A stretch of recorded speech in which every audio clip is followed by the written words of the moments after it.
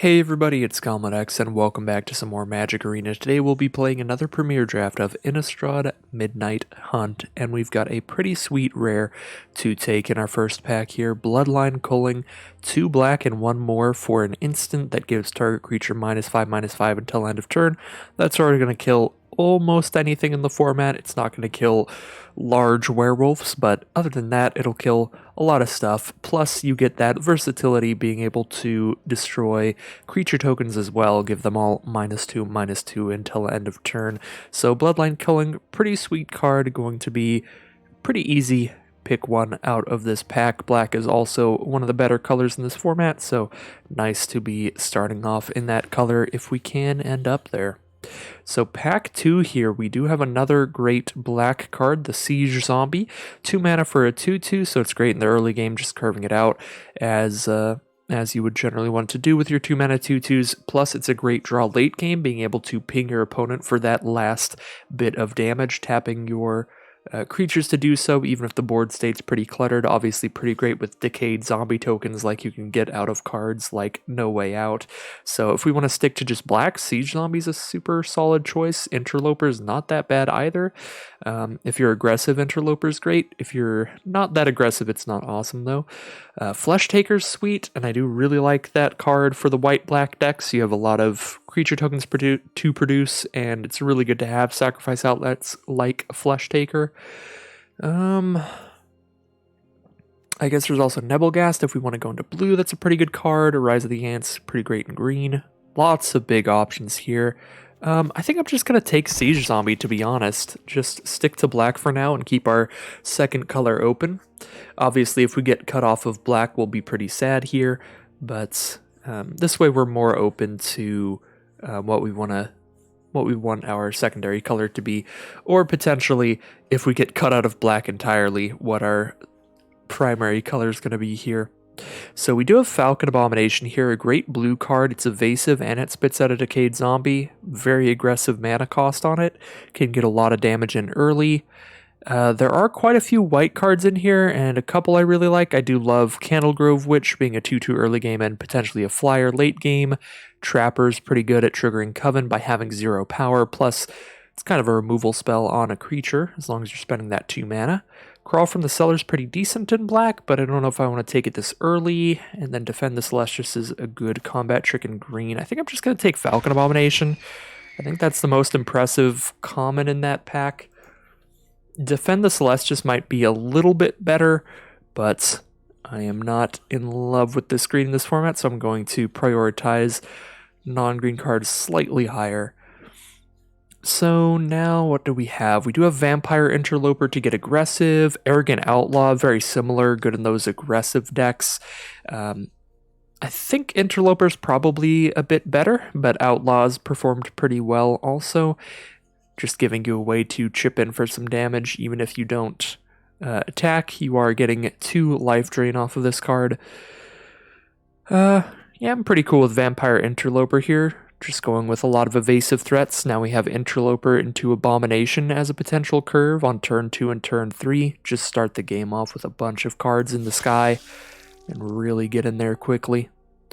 So we do have Revenge the Drowned, one of the best pieces of interaction in blue. It really slows your opponent down or just removes whatever you need.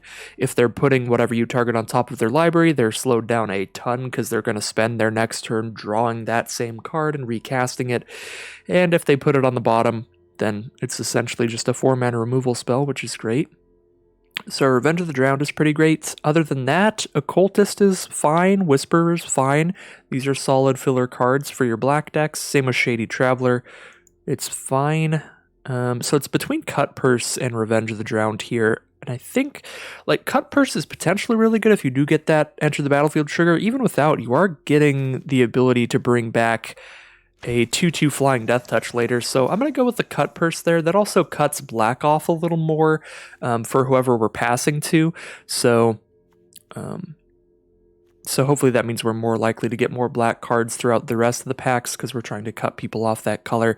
And now we're not like tied to blue. We only have the one blue card here, Falcon Abomination. So in this pack, we could take something like Audric's Outrider because it's one of the best cards in the pack, even though it's not in one of our two colors right now. So top three cards here, I would say Audric's Outrider, Rise of the Ants, but that's not really going with what we're doing. Falconwrath Perforator could potentially, if we go like Black Red Zombies. Sifters is good, but again, not awesome with what we're doing. So I'm just going to go with Outrider here. Leave us open to maybe moving into White Black if that ends up being open. The Outrider is going to be a great card for that. It makes really good use of Decayed Zombies, getting counters whenever those die, and just any deck with a ton of creatures can make good use out of the Audric's Outrider. Well, I like more Crypt Behemoth here. Great card to be at the top end of your curve in these decks. Gives you a good way to sacrifice your Decayed Zombies to get that mana cost reduction on this. And yeah, I think I'm just going to roll with that. Vivisection is good, but there's enough good blue and black card draw in general in the format that I'm not super high on Vivisection. If we see one in Pack 2 or Pack 3 and we're still in blue-black and we haven't managed to pick up any card draw, then I'll take a Vivisection. But I don't tend to take it this early anymore because there are just really good card draw, like commons in this format, specifically Organ Hoarder, the 4-mana 3/2 that lets you draw a card out of your top 3. So the rest of these packs are pretty easy. I think Gale Drifter is a pretty solid blue common to stick to that. Although, I guess we're just as far into blue as we are into white. We could just take Clarion Cathars here, which would be good for black-white. I'm kind of into that. Clarion Cathars has been very good. 4 mana for a 3/3 and a 1/1, so really good for the black-white sacrifice decks. And I think we're just going to keep bouncing between in this pack. Hopefully we open a good blue or white rare in our next pack, and that can kind of decide what our secondary color is there, because here now I'm just going to take the good blue Disturb card. Just good value. A 2 mana 2/1 that trades off and then comes back later. Alright, wow, really late Search Party Captain. It's got to be somewhat of a decent sign for white here. This card's just a really good deal. Any creature that draws a card when it comes into play is quite good. Interloper is pretty good too, so that's a good sign for black. But I think I'm just going to take Search Party Captain here, and this is where I'll commit to white over blue if we're going to see that late. And yep, Gavity Trapper and Candlegrove Witch still in here. The whole pack is white, so great sign for a white-black deck here. We have two pretty good 2-mana creatures already, so I'm just going to take the Gavany Trapper. Make sure I've got at least one of those in here. Now we have Arrogant Outlaw, Ritual Guardian, or Clarion Cathars. All of these would be super fine in our deck. We already have 3 4-mana creatures, I guess 2. I'm actually going to take Arrogant Outlaw over Clarion Cathars. I do like Clarion Cathars more, but we already have 2 4-mana creatures, and we don't want a ton of those. And I think I will take Shady Traveler over Bat Whisperer for the same reason. And let's see what we get in Pack 2. So Pack 2, pick 1 here. A few options. Some pretty good stuff. Cathar Commando can flash in and be main deckable artifact enchantment removal. Audric's Outrider, again, really good for this archetype. It's going to put a lot of +1/+1 counters on your cards throughout the game. Lunarch Veteran's really good for this archetype as well. Just a really cheap Disturb card. So you're getting 2 creatures off of the 1 card. Really good when you have ways to sacrifice it, or cards that care about creatures dying, like the Audric's Outrider. I think I'm going to roll with Audric's Outrider first, but we'd be happy to wheel Beloved Beggar, Lunarch Veteran, Cathar Commando, really anything in black or white, even Bladebrand being okay.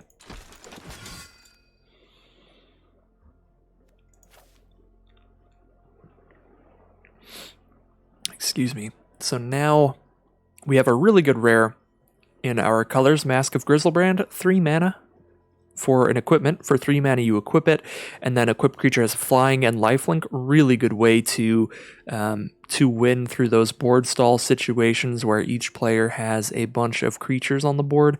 Now you're getting flying, you're flying over whatever they've got, and you're getting a bunch of life. Really good with Decayed tokens as well, because when your creatures that are equipped with this die, you get to draw cards equal to their power. So Mask of Grizzlebrand, just an excellent rare equipment here. If that weren't in the pack, this would be a pretty easy Diagraph Horde. This is one of the best 5-drop finishers in the format. This comes in with 7 power for 5 mana, you're getting a 3/4 and 2/2/2s. Sure, the 2/2s die after just one attack, but they get a nice big aggressive swing in before that happens. You're also exiling some cards from your opponent's graveyard with that card, so really good against flashback and disturb cards. So here, we've got plenty mediocre 3-mana filler creatures, so I'm not really looking towards Ritual Guardian. Duress is unplayable in Limited because you'll often just have your opponent having only creatures and lands in hand, and then you've spent the card to do nothing. And the colorless cards in here aren't all that exciting, Jack-o'-lantern and Mystic Skull, so this is a pretty easy crawl from the cellar here. Just a decent bit of recursion, drawing 2 cards off of this, and you get to select what 2 cards those are going to be. So now, look at our curve here. I am looking for more 2-mana creatures for sure, so I think I'm interested in Cathar Commando here the most. Another Morcrut Behemoth would not be awful. We'll probably want another one by the end of this, another 5-mana creature that is. But for now, I'm a little more worried about getting enough just 2-mana creatures on curve, because we'd like to be able to curve out 2-mana creature, 3-mana creature, 4-mana creature. That's generally what you want to be able to do in pretty much any deck in this format. Or if you're not playing a creature every turn, at least have access to some piece of interaction every turn on curve. So now we do have a Blood Pact to draw a couple cards, a Ritual Guardian for another filler creature, or a Flare of Faith for a little combat trick. I suppose we don't have a lot going for us in terms of non-creature spells. We have 1 instant, 1 sorcery, 1 artifact, no removal yet. Well, I guess Bloodline Culling. Yeah, we have Bloodline Culling, Crawl from the Cellar, and Mask of Grizzlebrand as our only non-creatures. I think I'm going to take the combat trick here. I don't love it, but if you're a deck that has just like no removal, no way to get things out of the way, you need to find some way to get over large creatures from your opponent, and combat tricks can be a way to do that. All of a sudden, if you just have a bunch of 2/2s on the board and your opponent plays a 3/3, you're just walled off forever if you don't have removal in your deck. But if you have a combat trick, all of a sudden now you can still attack in with all your 2/2s. If they block with that 3/3, that's when you get to get out of the way by casting that removal spell. So I don't like Cathar's Call because you can get 2 for 1 really easy with it. And again, I have a lot of 3-mana filler creatures, so I'll just take another Crawl from the Cellar there. Not a particularly exciting pack there. So we are pretty low on removal, so we could consider Silverbolt or Sungold Barrage, but these are both mediocre like filler removal, whereas Gavany Silversmith is just an exceptional creature for this kind of deck. So it's an exceptional kind of card that we already have a decent amount of, or a decent card that we don't have much. I think I'm still going to go with Silversmith here. Still take the exceptional card for our archetype over the mediocre card that we're missing out on. That might be a mistake there, but we'll see as things progress. Hopefully we get at least one more piece of removal in pack 3. Hopefully we just like open it up in our own pack so we don't have to worry about it getting passed to us. So here I am going to take Lunarch Veteran. I do like this card a lot in these strategies. We don't have any sacrifice outlets yet, but it's still a creature that can just come back from the grave. Just a I forgot the word for it, but like an enduring creature.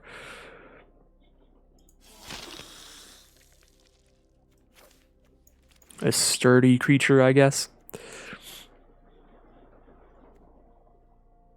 We're just taking a bunch of filler stuff that will probably end up getting cut. And alright, pack 3, do we get any removal? Not really. Wow, this would be an excellent pack if white wasn't so open earlier. If we had stuck to blue-black here, Organ Hoarder and Grafted Identity. We'd only get to take one though, so we would just take Grafted Identity here, but still, Grafted Identity is a super sweet rare. Yeah, I mean, there's Candletrap, but we'd be taking Candletrap over Covert Cutpurse, which it essentially can kill anything that's attacking us, because we do bring this back as a Death Toucher. It also kills anything that they blocked with, lets our 2/2s trade up into their 3/3s and 4/4s, similar to the way a combat trick does. So I'm actually going to take the Cutpurse over the Candletrap here. The reason being, as I said there, it kind of does work a little bit in some situations like a removal spell, and I think it is just a lot better of a card than Candle Trap. That being said, here I'm just going to take Defenestrate. We're really missing on removal. As good as Diregraph Horde is, Gavany Silversmith is, Hobbling Zombie is, we've got 19 creatures already. We're doing good on that front. I want some more interaction, and instant speed removal is exceptional. So Defenestrate it'll be. Oh, wow. Yeah, we're getting great cards now. Gavany Dawnguard here. This card's really good. It starts the day and night cycle, and every time that you cycle between day and night, you get to dig through the top 4 cards of your library for a creature with mana value 3 or less to put into your hand. We've got plenty of those. So Gavany Dawnguard could be a consistent card draw engine for us. So I like scooping that up here. I think we're doing good on our 2 mana creatures now. 1, 2, 3, 4. I usually like about 5, so that's a little bit less than I'd want, but Dawnguard's a lot. Well, I wouldn't say a lot better than Interloper, but it's a really nice card draw engine. We don't have any of those yet. Alright, now here, Ecstatic Awakener is a card I really like. This will give us a really good way to use our little 1/1 tokens from Bat Whisperer or Cathars. Stuff like that. I guess we could take Candlegrove Witch instead. The one thing I forgot about when I was saying that I don't like that I only have 4 2-drops is that's because most limited decks you have like 5 2-mana creatures and no 1-mana creatures. If you have a couple 1-mana creatures, then I think we're actually good, because that means we have like 6 cards that we can play before turn 3, and that's the real struggle there, making sure you have stuff to do very early in the game. So if you have enough 1-mana creatures, you don't need 2-mana creatures as highly, and we have 3 of them now. Anyways, this pack's going to be a really easy pick. Borrowed Time, an exceptional removal spell. The only problem with this is there's a little bit of main deckable enchantment removal in this format, but I have yet to have one of my Borrowed Times blown up in this format, I think, but it is a possibility. If that weren't in the pack, that'd be a pretty easy Hobbling Zombie. Oh wow, this pack is exceptional.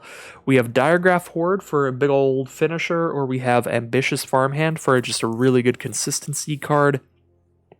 2 mana for a 1/1 that draws you a plains from your deck, and it can flip into a 3/3 lifelink. Again, the power in this card is really in just 2 mana for a 1/1 and a land. Over the 3/3 lifelink half of that card. So it's deceptively powerful, and it might even have been the pick over the Diregraph Horde, but I do think Diregraph Horde is exceptional, and we only had the 1 5-mana card, so let's get another kind of finisher there. And we're living the dream in this final pack. Now we get an Eaten Alive, and our deck is absolutely chock full of everything we want. We've got a couple finishers, we've got plenty early game creatures, we have the removal now. This is kind of just living the dream here now. Looks like a pretty solid black-white deck. The only thing we don't really have here is like sacrifice outlets, but that's okay. We're kind of just a traditional black-white deck here. Don't really care what black-white's supposed to do in this format. In this deck, we're just playing creatures that are black and white and a bunch of removal spells. We did get a Sungold Barrage and a Silverbolt if we needed them, but that last pack really paid us off with a ton of removal. So I'm not sure we'll need either. Alright. So I think I'm just going to go for a really aggressive generic black-white build, cut down a lot on any creature tokens and like sacrifice outlets. So I mean, we're definitely cutting Flare of Faith now that we have a bunch of straight up removal, probably cutting Blood Pact. It's just going to be hard to make room for that with all of the straight up removal we have in this deck.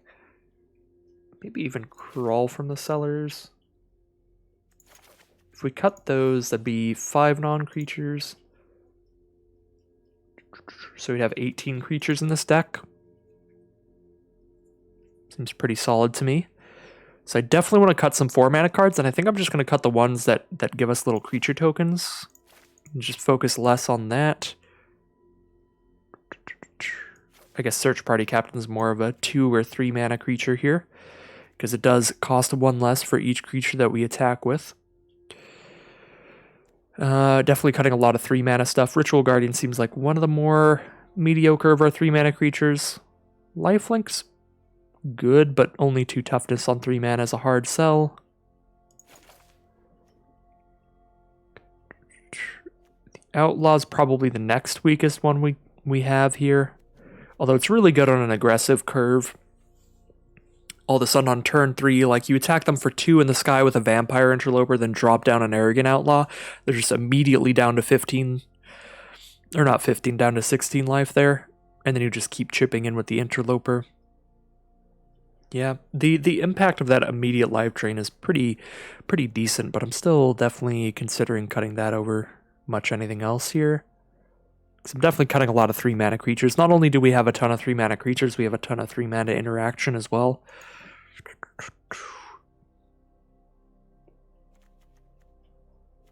Maybe Morning Patrol. I mean, I like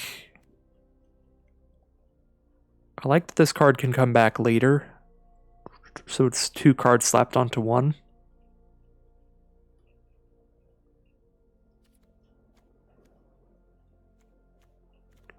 But I like Outlaw getting that trip damage in so quickly.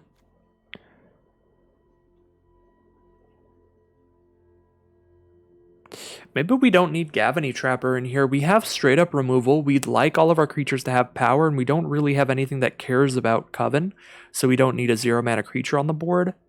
We're probably the kind of deck that's trying to get out very aggressively and make the most of all of its mana. Just consistently drop the biggest creature possible.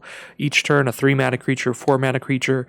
You know, turn 5, maybe spend a 3 mana removal spell and a 2 mana creature. Like, I don't think we're the kind of deck that wants to hold up extra mana to play around with a Gavany Trapper. So I feel like that's maybe the easiest cut here. We still have 2 more to go. I don't like Awakener as much as normal in this deck, because we did cut all of our token production here, because it's the only card that we have that requires a sacrifice. But we do still have Lunarch Veteran at least, which would be good to sacrifice to that. Yeah, really outside of that, I mean, Eaten Alive doesn't require a sacrifice. We can cast it at 5. Other than that, I don't see anything great to sacrifice to the Ecstatic Awakener. I guess it would not be a bad deal to sacrifice a Morning Patrol or a Covert Cut Purse to it. So we could still keep it in for that. And it does get out on turn 1 and start attacking in. It's good against any enchantment removal from our opponents. The Locked in the Cemetery type cards that just keep your creature tapped. Now you can still make use of it.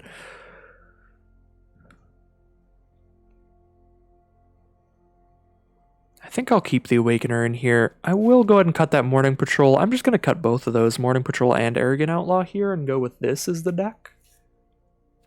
And this does end up being the 18 creature, 5 non-creature deck here. Do still want 17 lands here. We have a few 5 mana cards.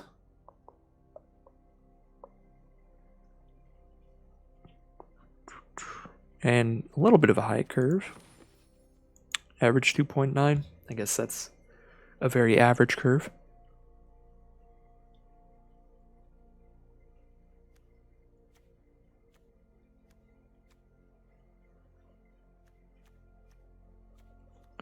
Just taking one last look at things, seeing if there's anything that seems very weak to me that we might want to change around for an Arrogant Outlaw or something. Like, there are mediocre cards in here, like Shady Traveler's just fine. But overall, this looks pretty good to me.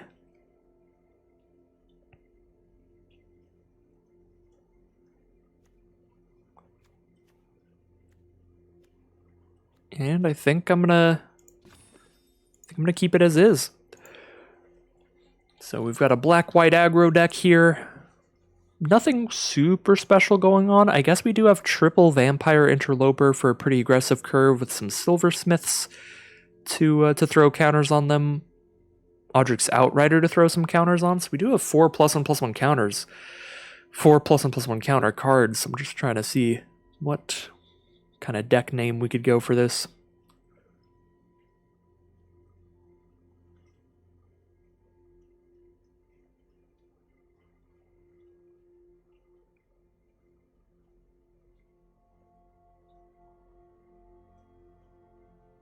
Well, I've stun-locked my brain here. I don't have any ideas, but as always, there will be in the description below timestamps to skip directly to the gameplay or the deck building or any of that stuff. So if I get stun-locked too long here, you can always just click into the gameplay because I have no idea what I want to title this deck, and you all know that's pretty important.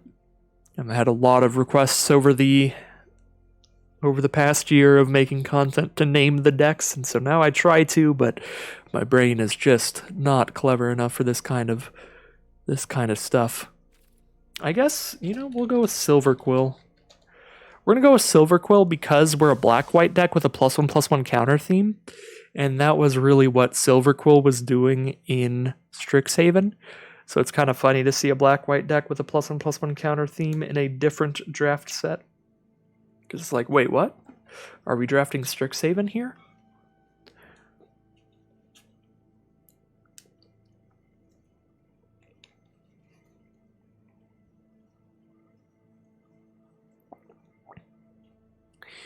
All right. So I am very exciting. I'm very excited for some events coming up. For those who don't know, the draft challenges will start this weekend, I think. Maybe next weekend. I'm going to double check. I have everything marked on my calendar, so I'll pull that open for you all. Alright, so draft challenges of Innistrad Midnight Hunt will start on Friday the 22nd. So that will be super exciting. The week after that, we'll get full Ravnica block drafts, which will be really cool. And then the week after that, we'll have core set drafts. The week after that, we'll have the new Innistrad set. So some really exciting stuff coming up. Some very unexciting hands here, though. Neither of these have had any castable cards. Do I have to mulligan to 5 here? Or do I just cross my fingers and hope for the best? The problem here is I don't really have any action unless I hit double black. Like, if I hit a single black, I'm playing an Awakener and then sitting here till turn 5. I think I have to mulligan to 5 here. Pretty brutal start to this draft. So here, get rid of the 5-mana Cardinal land, I guess. Like, we hit one land, we get to go to Shady Traveler. If we don't hit a land, we have Lunarch Veteran plus an Eaten Alive to try to stay alive. This is a really bad start, though, going down 2 cards and draft mulliganing twice. Very rarely will this not just be a death sentence for us, because we are down 2 cards immediately. But we'll do our best to come back from this one. Just some rough hands to start it off. Well, having a 1/1 against the 3/1's pretty good. As soon as they get Coven, that will be able to attack in, but until then, our 1/1 will be able to block that. So for now, that Harvesttide Sentry's not really doing much. They are going to go ahead and Midnight Ambush the Vampire Interloper. And we do hit that 3rd mana turn 3, get our Shady Traveler onto this board, so we can start attacking in with Menace in the future.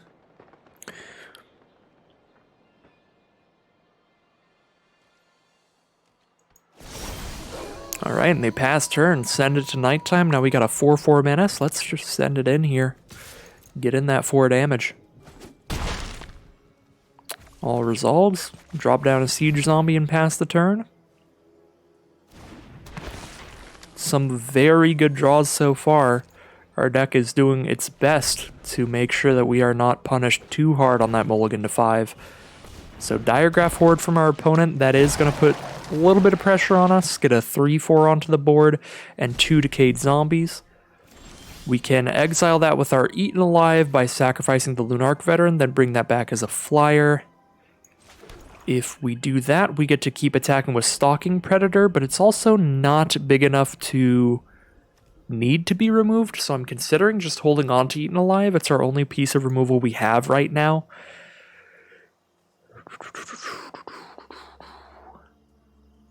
And we can block it all day long and use Siege Zombie's ability to just ping them for a while here. If we remove it, we do put them down to 12 life, but they have 3 cards left in their hand in a green deck, so I would expect they have something bigger than a 3/4 coming out sometime soon. So this might be wrong here, but I'm just going to hold off and save the Eaten Alive.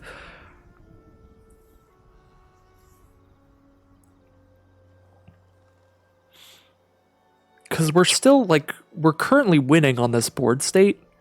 So if we keep Eaten Alive, then we have a backup plan if the board state changes and they play a better creature. We're winning a lot slower by not casting Eaten Alive, but we're winning a lot safer. Okay, now that we have Covert Cutpurse, that changes things a lot. I think I just attack in without even casting Eaten Alive, because our only way to block the Predator is to double block with Horde and Sentry, and with Cutpurse, that'll let us kill both of those. And then, of course, we'll still have the Eaten Alive backup, so in an excellent draw there. And they do go for the double block, so we're just going to kill the Sentry straight up and then damage the Horde. And then by having the Horde damaged, the Covert Cutpurse will finish it off. So excellent, excellent draw there. This also gives us our 3rd untapped creature, so we get to ping them for 1 with Siege Zombie as well.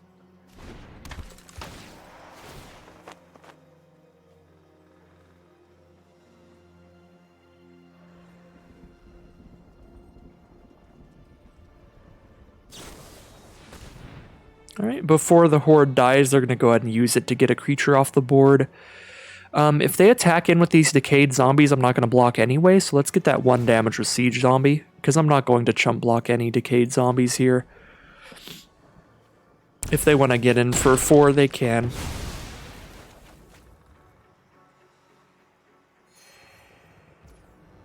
Alright.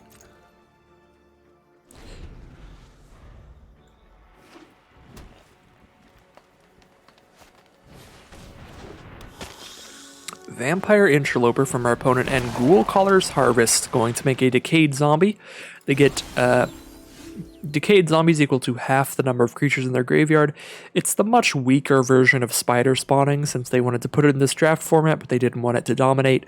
Every time I see that card, I'm just sad, because it's not very good, but Spider Spawning was sweet. Well, 5 mana here. We could drop down our 2/2 Flying Death Touch, but I think I'd rather just get Diregraph Horde out. We get to exile their flashback card by casting this, which is always an excellent deal. And of course, the Decayed Zombies will work quite well with our Siege Zombie. And they have no creatures that can block here, so we attack for 3 with those, and then we can tap our other 3 creatures to damage them for 1 more. They're down to 11 here.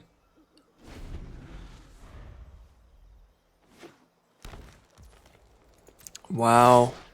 Yeah, this is a pretty crazy turn of events for us this game. Definitely started off on the back foot in terms of cards in hand, having the mulligan to 5, but we just got really lucky this game so far and have drawn much better than our opponent has.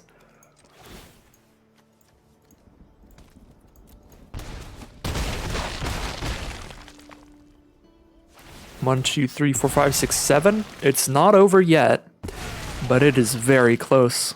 We get to put them down to 3 life this turn.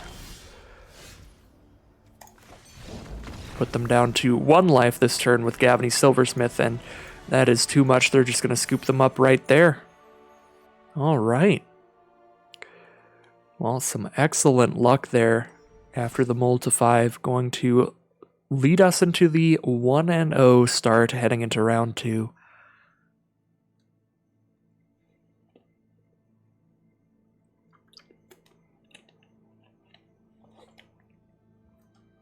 Not much else to say there. Pretty great showing from all of our cards.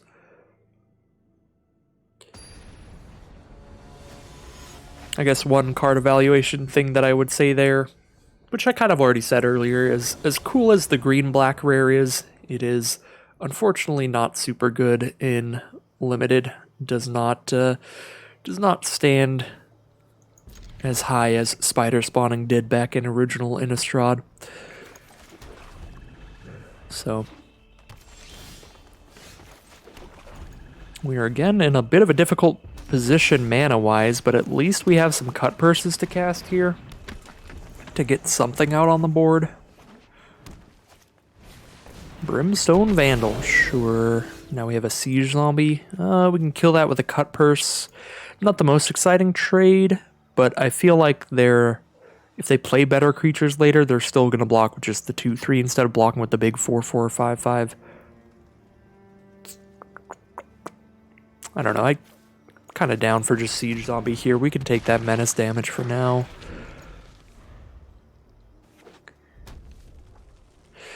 Because I could see them here wanting to attack with Brimstone Vandal, and then if they attack with Brimstone Vandal and then cast a bigger creature, then maybe we kill the bigger creature with Cut Purse. Ooh, or they just have the gas start here. Immolation and Neonate's Rush to clear our whole board. And now we just kill nothing with this Cut Purse because we've got no creatures left, still no white mana here.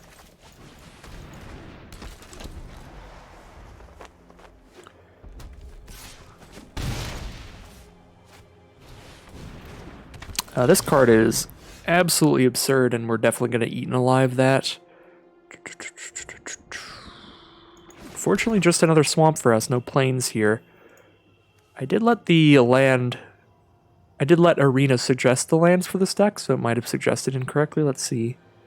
We have 9 swamps, 8 plains. That's not that bad.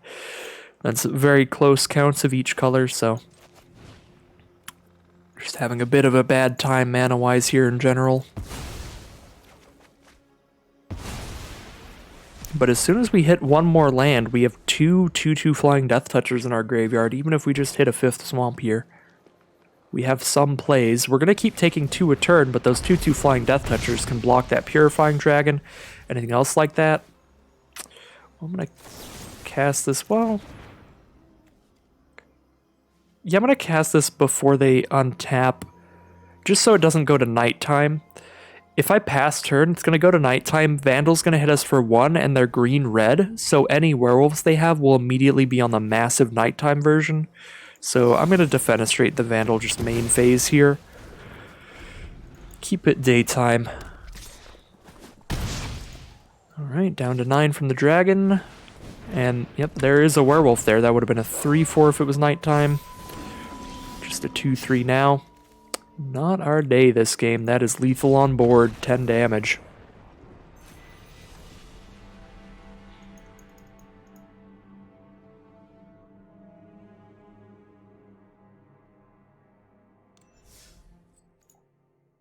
Well, that was a fast one. That's sort of what I expected to happen in the first game. However, we did mulligan down to the 2-color hand in the first game, mulliganing down to 5. But that was because in the first game, both of our opening hands didn't have any castable spells. In that game, we had the backup plan of at least casting a couple cut purses, which would buy us some time to hit the white sources. We did have several turns to try to draw into them and just did not get there that game. This is the best hand we have drawn so far, though, so very happy to be starting this game with Lunarch Veteran, Gavany Dawnguard, and Gavany Silversmith in hand. We even draw another card to play turn 2 here, otherwise we wouldn't have been doing anything this turn. So Ecstatic Awakener going to come on out, and we have the best creature in our deck to sacrifice to it if we want. Sacrifice that Lunarch Veteran. There's a Hobbling Zombie from our opponent. 2/2 Death Toucher going to be pretty annoying here. Kind of like just dropping down the Dawnguard to start drawing some cards. I don't really want to attack in, sacrifice Veteran, and just trade. We could play Interloper, though, because that way we're getting in for damage even past the Hobbling Zombie.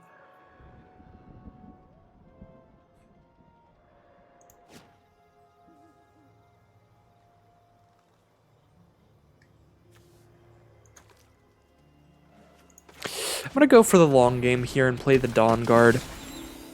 That way if anybody chooses not to cast any spells during either of our turns,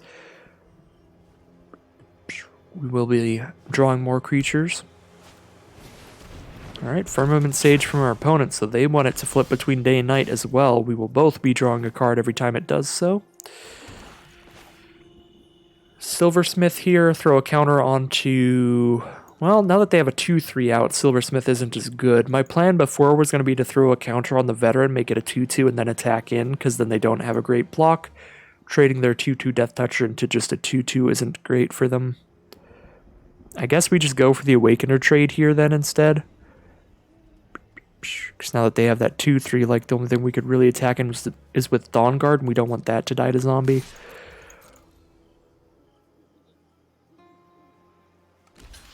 Alright, so we are going to take the trade with Hobbling Zombie here.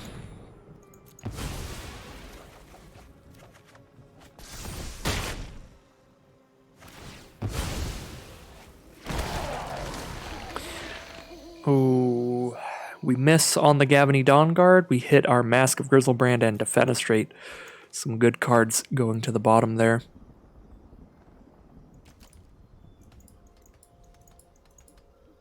As bad as it feels when you do something like that, you're looking at the top 4, digging for specifically a creature, and then you hit non-creature good stuff. You always have to consider, similar to running self-mill in your deck, that it was just as likely that we hit like 4 lands and we dug those 4 lands to the bottom to get closer to those good cards. So it's never a reason not to run those kinds of dig for a creature sort of cards. But it is a bummer when it happens. I'm going to go ahead and kill this Firmament Sage so they don't draw any extra cards here. And then drop our Vampire Interloper, I think. Bloodline Culling, a pretty good draw here. So sure, we dug past our Mask of Grizzlebrand and our Defenestrate there. Also, I should have ordered that better, but I don't think it's going to matter. I don't think we're going to go that far deep. We dug through those, but that got us closer to hitting Bloodline Culling, so it's all good. Your deck ends up in basically the same position it would have been if it was just cards at random.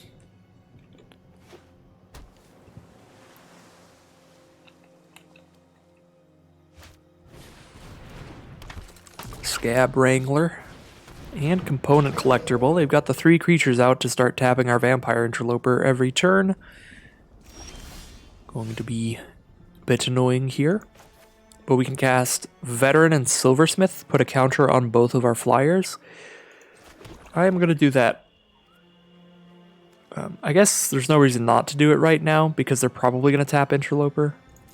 But I'll just do it post-comment. Oh my god, they didn't tap Interloper. I guess we get damage in that way. So they're going to tap down a blocker then? I suppose?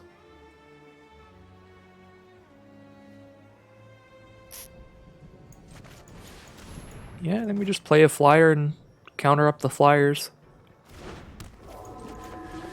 They don't have that much damage on board, so I'm not really worried about them tapping down blockers here.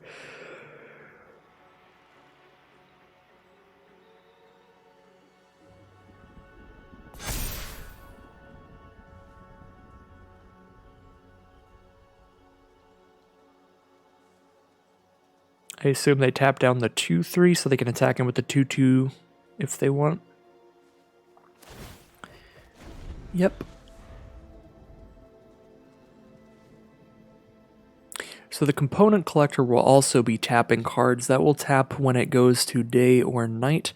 So if they cast nothing this turn, if they just hold on to some instant speed cards, they will flip to night and tap one of our creatures.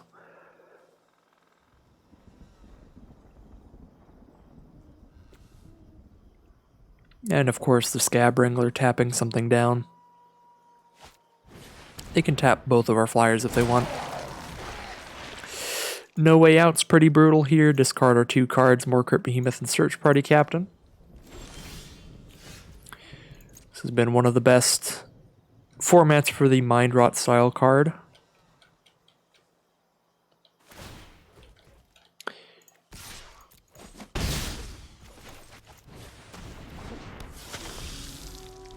But we still have the winning board state here. We're putting pressure on them, hitting them for 4 damage a turn here.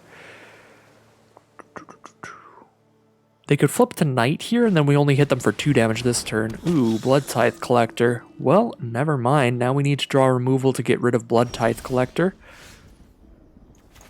Thank you, top deck. That'll do nicely.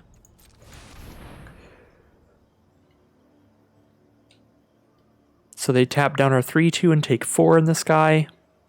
Just keep that pressure on there. They're down to 1 card in hand, so we're almost at parity here. It's just our board state against their board state. And ours is winning this race. They are not hitting for any damage here. So, kind of the top deck war now. But we are in the lead.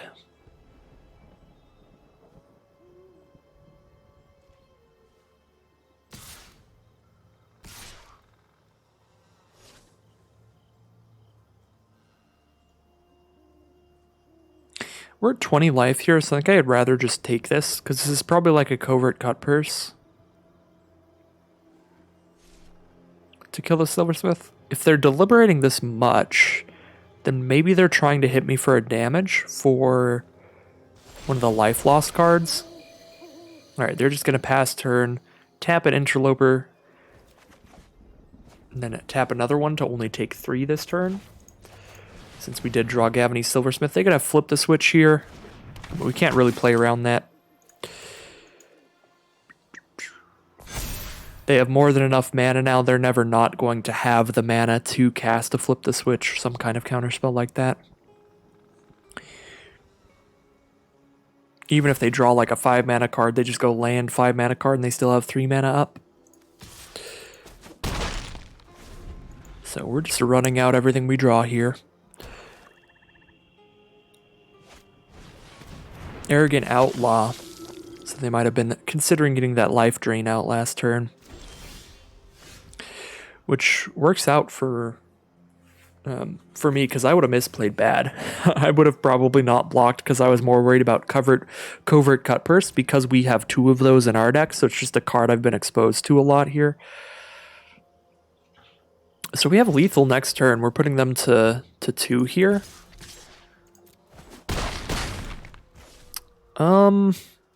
Do we have lethal? Yeah, we have lethal, even if they play another creature. So I'm going to hold on to Borrowed Time. I could Borrowed Time the Scab Wrangler, but I feel like the only thing that could go super bad is if they play some super nasty creature that just takes over the game. Some giant flyer with lifelink or something like that. I don't think there is one, but just in case here. Because if they want to tap down 2 of our flying attackers, that means their whole field is tapped down, so a Gavany Silversmith just slaps them for 2 and wins the game.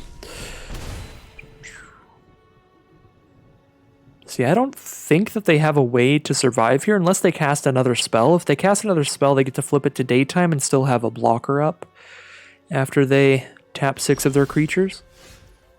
Okay, no, none of that. We draw another interloper. Well, let's just go to combat.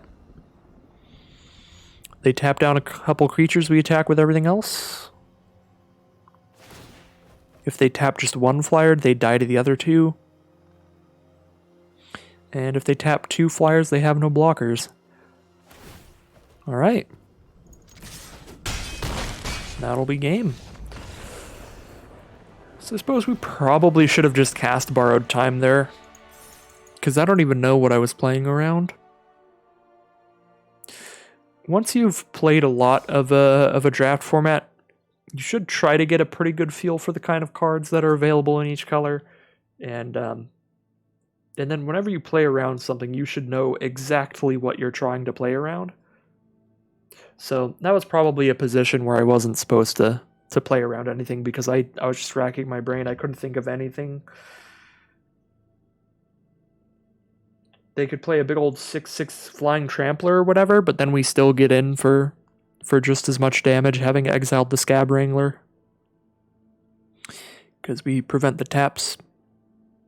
And then they'd only have 1 flying blocker, so probably no reason to play around anything there. But that'll lead us to 2-1 heading into round 4 now. Only 1 win away from a 3-win run. Perfect average run. I always try to get those 4-win runs though, where we can pretty much break even. So, try to get 2 more wins here before we get 2 more losses. Pretty good curve here. Turn 1 Awakener, turn 2 Interloper to get things started. Nothing good to sacrifice to the Awakener here, but it will be hitting them for 1 damage every turn, speeding up our clock a little bit.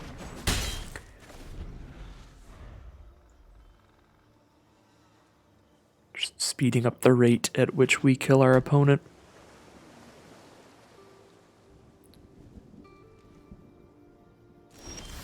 Alright, double blue up for them. We have nothing to do here but attack for 3. We could attack for 4 if we sacrifice this Interloper, but I do not want to do that. Now do I? If we sack the Interloper, we still hit for 4, and they don't draw a card, and they don't get a 2/2 Decayed Zombie. It's really close, but I think I should do this, because we're countering their card draw and their Decayed Zombie by doing this. Sure, our Interloper wasn't going to die there, and now it has died, but we went up a card in that exchange because they just went down that card while we still drew a card off of the Interloper at least, even if it did die.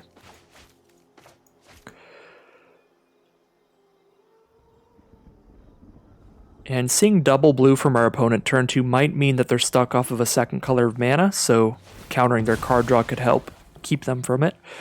They did hit an Evolving Wilds here, so they are on blue-white. 2 mana up here, they're going to lock our Awoken Demon in the cemetery, keep it tapped down. We could Borrowed Time to go ahead and exile the enchantment on the demon, to have a 4/4 untap next turn, but I can also just cast a Shady Traveler and start attacking with that, and then use Behemoth on turn 5, sacrificing the demon. Probably going to go for that and save Borrowed Time to deal with a flying card from our opponent. Since they're in blue and white, they will probably have flying creatures that we can't destroy with Defenestrate. So using Borrowed Time to clear those out will probably come in handy later.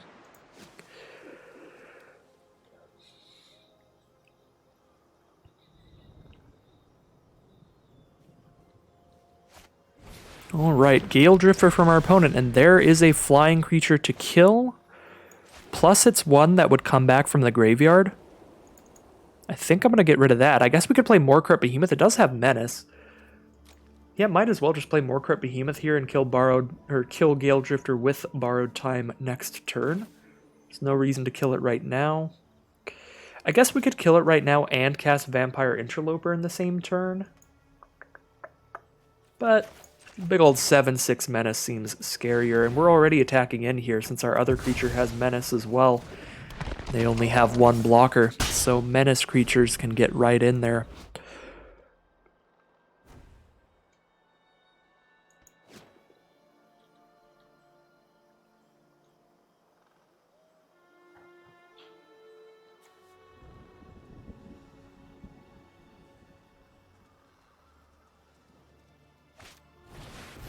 Firmament Sage is the play for this turn, so we're going to want to keep it daytime as long as possible.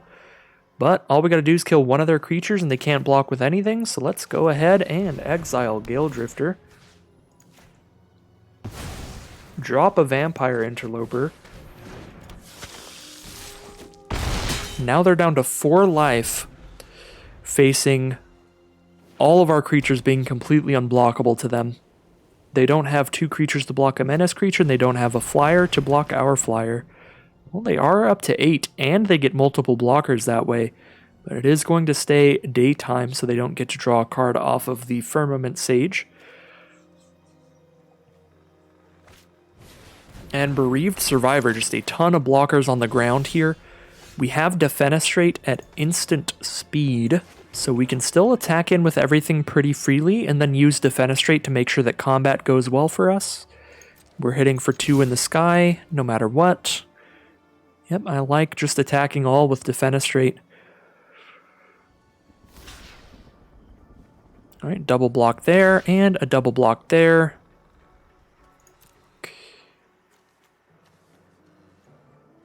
How big does this go on the flip? A 3-2?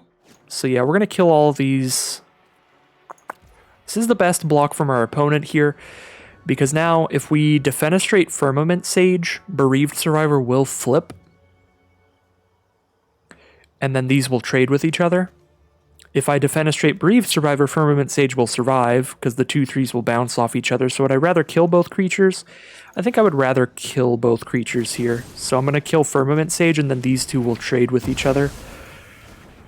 But a good block from our opponent, because that makes it so Defenestrate doesn't just get them. It is still a trade.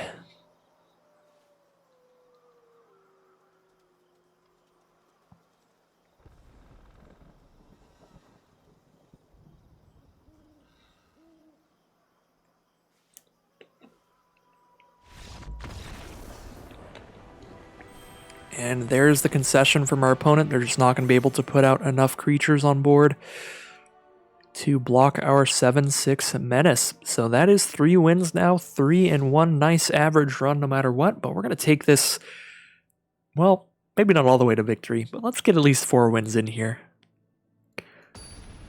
Get a nice, decent run on the return to the Innistrad Midnight Hunt drafts.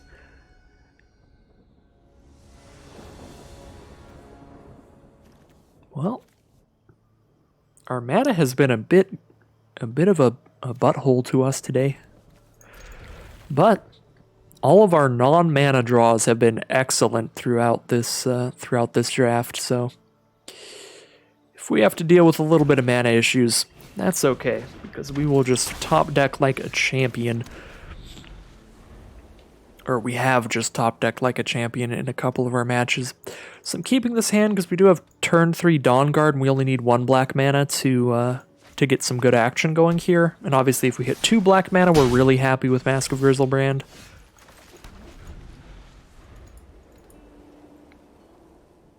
So our opponent is on blue-black, starting off with the Ecstatic Awakener turn 1.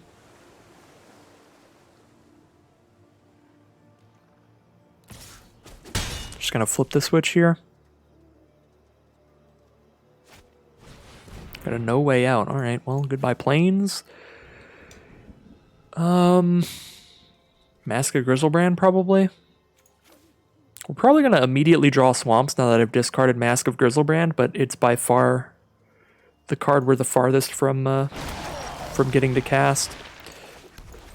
Alright, still no swamp this turn makes me happy to discard Mask of Griselbrand. Every other card in our hand is uncastable until we hit a swamp, so we will have plenty to do as soon as we hit a swamp. And it's going to be quite a long time until we hit 2, I'm guessing. So this is probably like some kind of Olivia's Midnight Ambush or something to win this fight. But it could be just sacrificing the 2/2. Alright. Luckily it is just sacrificing the 2/2. That means it flips to Night. Gavany Dawnguard draws us a card.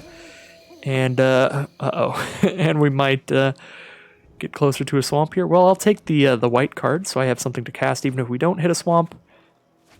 Because that was 2 swamps to the bottom. Not a good deal for us. That's for sure.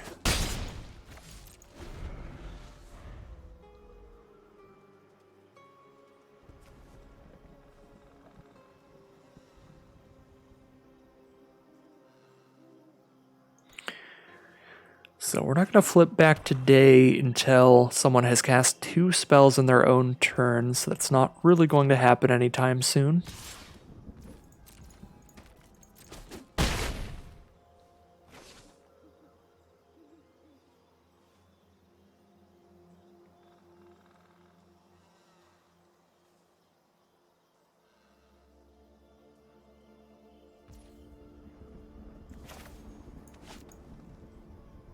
Just drop our commando here.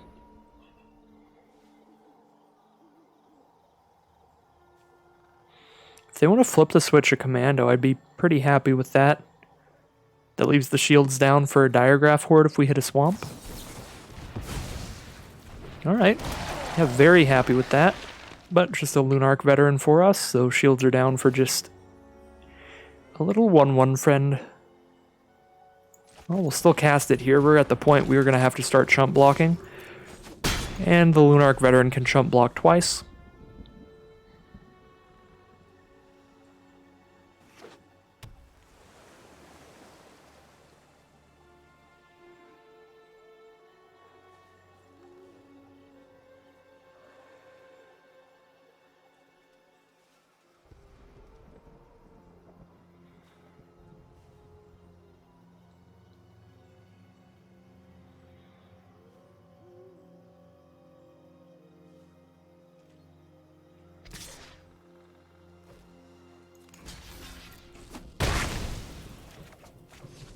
So we get our first chump block in with Lunarch Veteran, staying at 10 life here. Maybe a Diregraph Horde from our opponent to exile it from the graveyard. That would be a bad time for us. Morcrit Behemoth is the play, 7/6 Menace. Also, not particularly good for us, but Borrowed Time, going to be a sweet draw there. We get to exile that.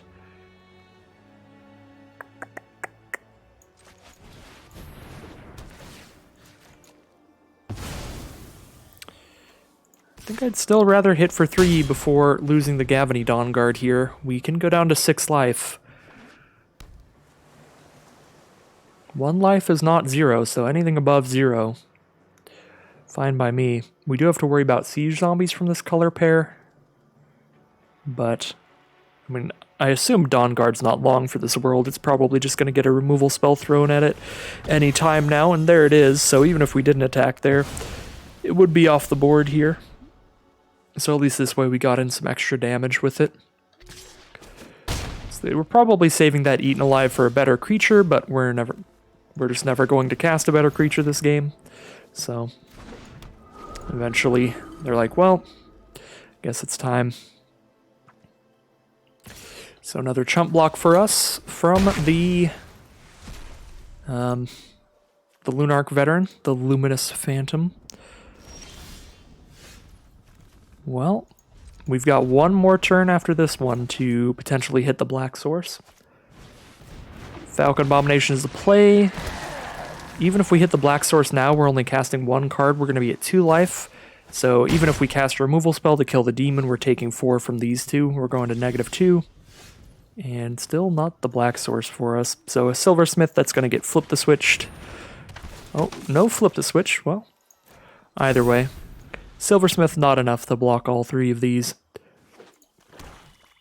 So that is going to be game with a handful of black cards here.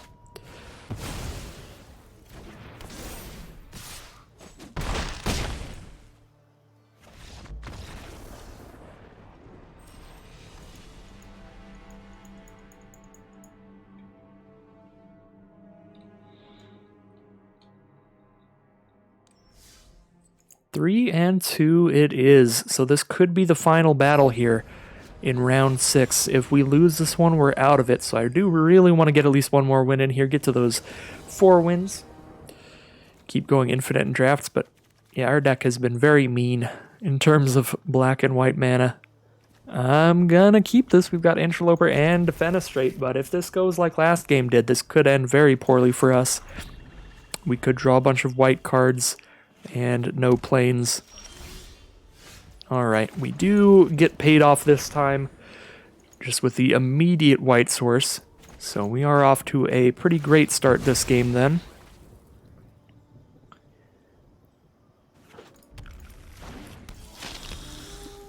Just the world of randomness. Sometimes you're going to get punished hard like we did last time. Sometimes you'll just get rewarded immediately like we did this game.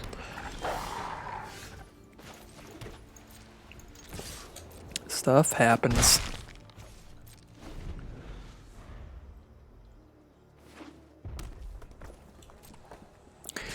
So I'm going to let this 2/2 play around as long as it wants. Not going to Defenestrate unless it's like a 3/3 or a 4/4. Thermo Alchemist, will I kill that? That is pretty annoying. It only really does like 1 damage a turn. Candle Trap from our opponent, because the Interloper can't block, this just completely kills it. It can't attack or block now. Pretty great. So do I Defenestrate here? Because I'm going to spend all my mana next turn on Outrider. I'm gonna go with no. I think I'm just gonna cast Outrider and save Defenestrate still.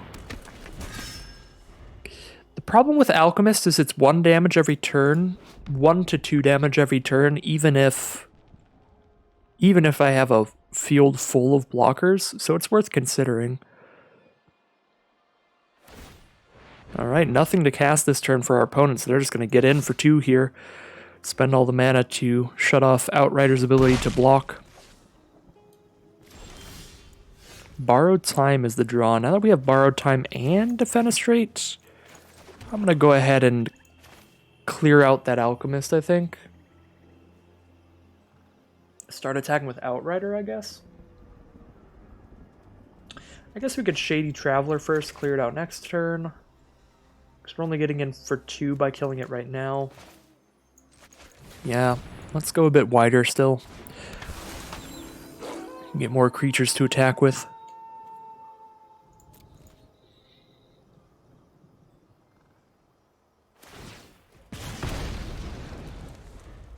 Also more creatures to block with. They can't attack in here now because they can only shut off 1 blocker, and whichever blocker they don't shut off can block the Lambhole Terrier pretty easily. Purifying Dragon from our opponent. Well, that is living on borrowed time. And that is what we're going to do here.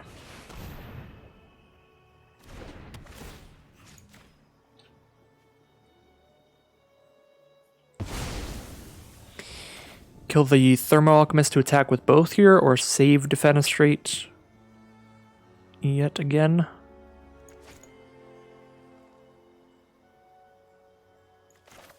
I like attacking both here. This might be bold, might be super aggressive, but I'm into it.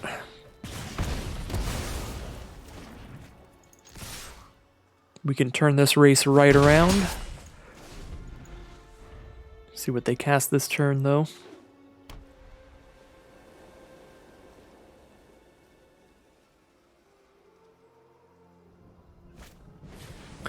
Oh no. One of the scary kicker mythic rare things. This one just recasts instants or sorceries from our graveyard though, so just a 3/3 haste. Yeah, that wasn't that bad. All things considered, that was not that bad.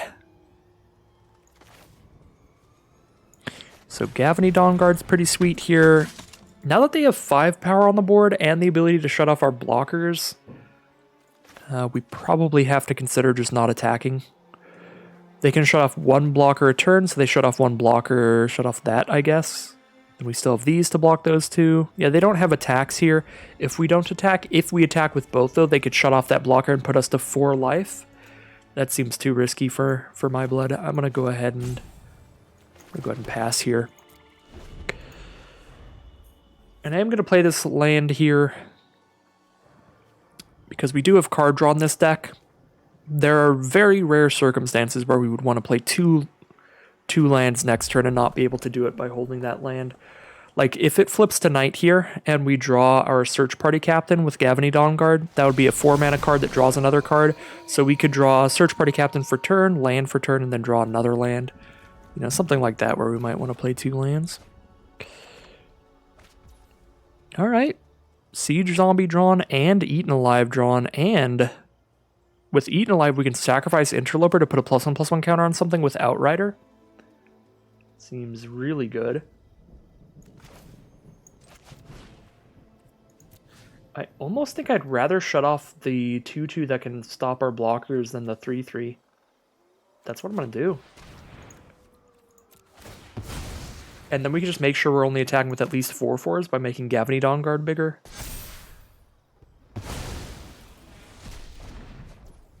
Attack with those 2 and then hold a 2/4 to block their 3/3.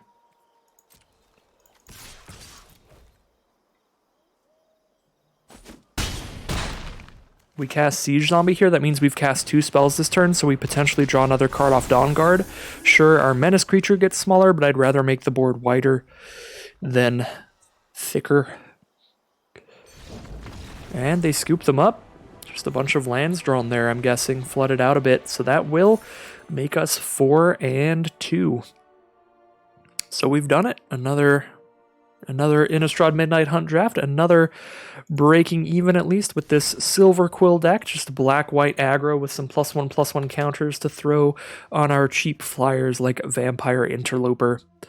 So, deck has worked out pretty well so far. The only issue has been the mana base, but an 8-9 split, that's pretty much your standard limited mana base. I don't think there's too much I could do about that. Yeah, I mean 14 black cards, 9 white cards. A little more black than white. With that much of a split, we could even consider going 10 swamps and 7 plains. But we've had mana issues both ways. Stuck on black and stuck on white. It's a thing that happens. I think I'd rather keep the 9-8 split there.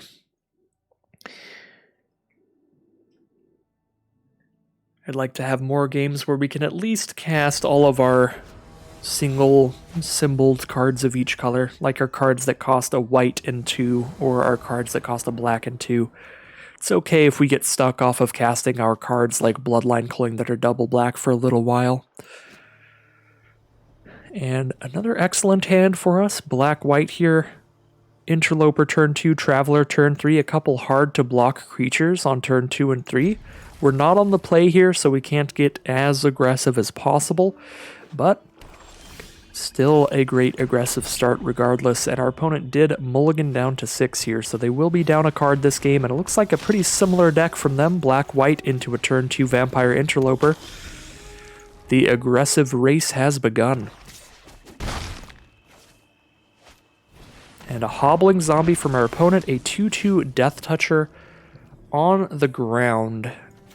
Well, we have 4 mana next turn, so I am going to play the 2/3 Menace here, and then next turn we can cast an Interloper and a Siege Zombie.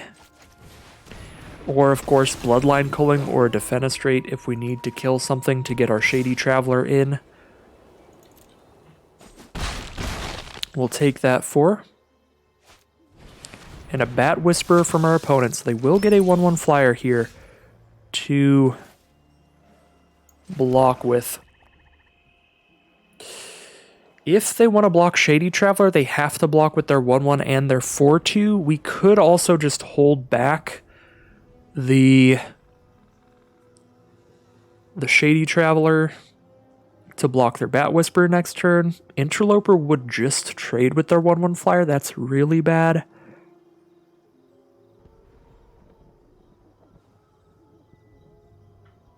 Yeah, this is not a great spot to be in here. I think we just hold back blockers here. I don't really want the Bloodline Culling the Interloper, but I might have to. They might make more creature tokens, then we could kill their bat and something else later. Okay, I think I'm just going to pass, have our Traveler flip and hold up removal.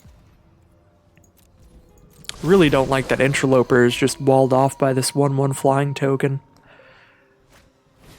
Gavany Silversmith. Alright, we will respond to where they want to put their counters with this. They're just going to put them on both flyers.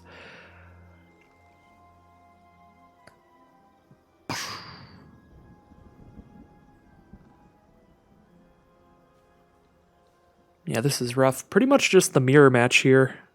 But our opponent is on the place. They are on the aggressive front foot here.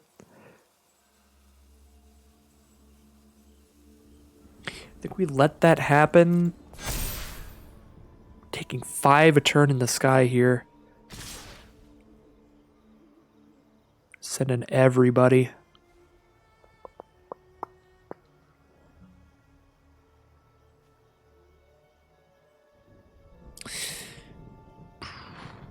We can defenestrate the Bat Whisperer and trade with the zombie.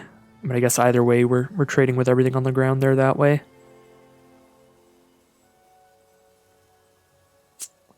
Yeah, at this point, we kind of have to just do what we can to survive.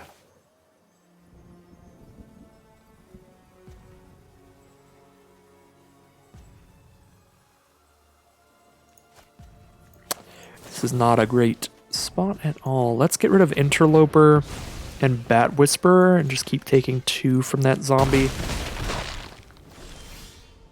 Gavany Dawnguard. probably eaten alive at this point, sacrificing the interloper to get rid of their bats. We can play a siege zombie on the ground, but that will just trade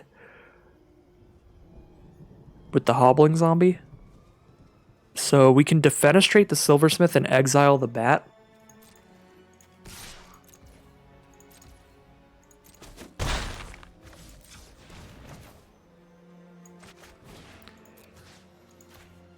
We might as well wait till their turn. I guess we could make it daytime. Is there any reason for it to be night? Double checking our deck, see if we have any more werewolves in here.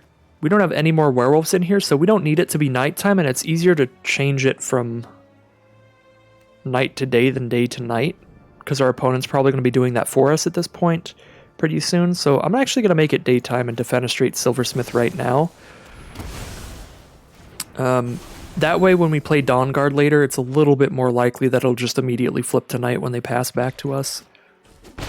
It's harder to flip from night to day later in the game than it is to flip from day to night. Alright, well, Cathars is going to be too much to handle here. We only have a 2/2 to block with, and our Interloper, of course, does not block. Interloper much, much better on the aggressive than on the defensive, where this is a matchup where you will get punished for running the Interlopers. They are exceptional in those aggressive games, but those defensive ones like this, these Interlopers, cost us quite a bit of life.